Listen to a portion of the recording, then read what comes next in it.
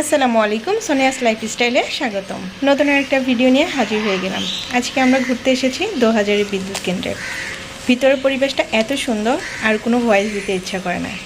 দেখলেই বুঝতে পারবেন কেন আমাদের দেশের সরকারি চাকরিকে সোনার হরিণ বলা হয়েছে। ভিতরের পরিবেশ এবং এতে ফ্যাসিলিটি এত ভালো থাকে যে সবাই এই চাকরির পিছনে ছোটে।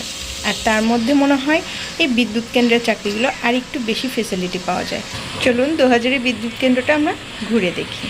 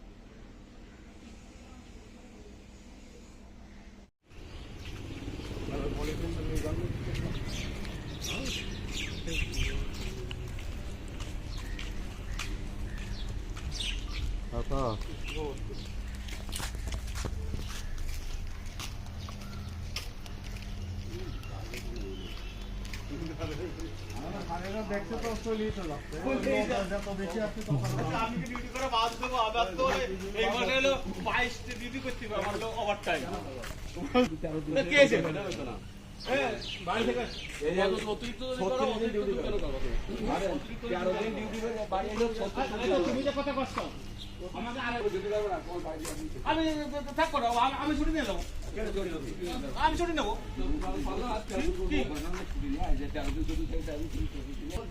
আমি তারা বলছি তুমি অতিরিক্ত ডিউটি কেন? না আমি বলছি তাহলে নিয়মে আসুক। আমি তোমার রাউজান, হ্যাঁ দেখুন ওভার টাইম দিতে পারছো না, তখন দিতে পারছো না। আমাদের পিপিএম মানে একদম ডিউটি করে তো দুদিন ছুটি দিত। আমি সিস্টেম না, আমি অতিরিক্ত ডিউটি করো না, তো খালি রাখো, লাগবে না। চাকরি করছো ওভারটাইম করবো না, ওভারটাইম দরকার নেই। ওই খুলনা বিদ্যুৎ কেন্দ্রে ডিউটি করবো না, একজনের ডিউটি পাওয়ার বদল আরেকজনের আমি যেন পাই না করে কাজই পাবো না, তখন তো ওভারটাইম না, ওভারটাইম ছাড়াই তখন ওভারটাইম বন্ধই। ওই যে আমার শিখিয়ে লোক দেখায় ওই মিটু টিটু সব ঘোল গোলই দিবে, আর না ওটাও না আমার এটা মুভির কথা না। না ও কেন দেখাবে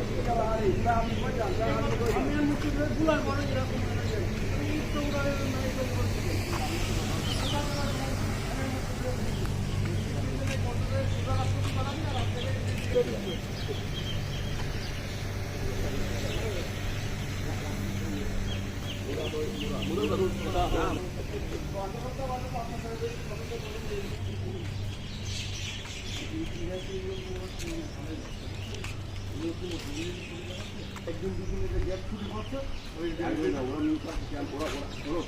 আমার পয়সা না লিখো না জানলে দুদিন গ্যাপ পায় আর একজন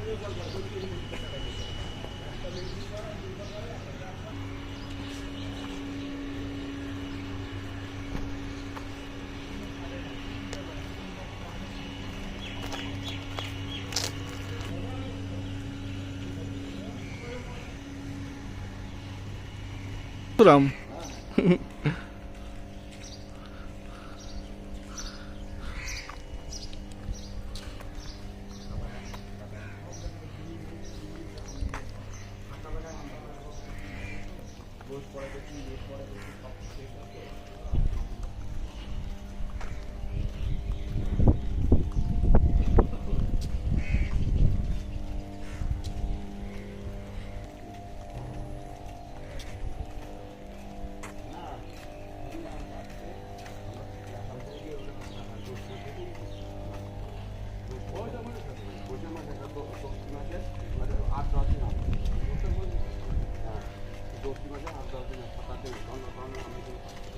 নিম্ন ডিগ্রি পরে আপনি না আমাকে ওই এসি রুমই ওই বেকার রুমই সব মাখায় খাওয়াইছি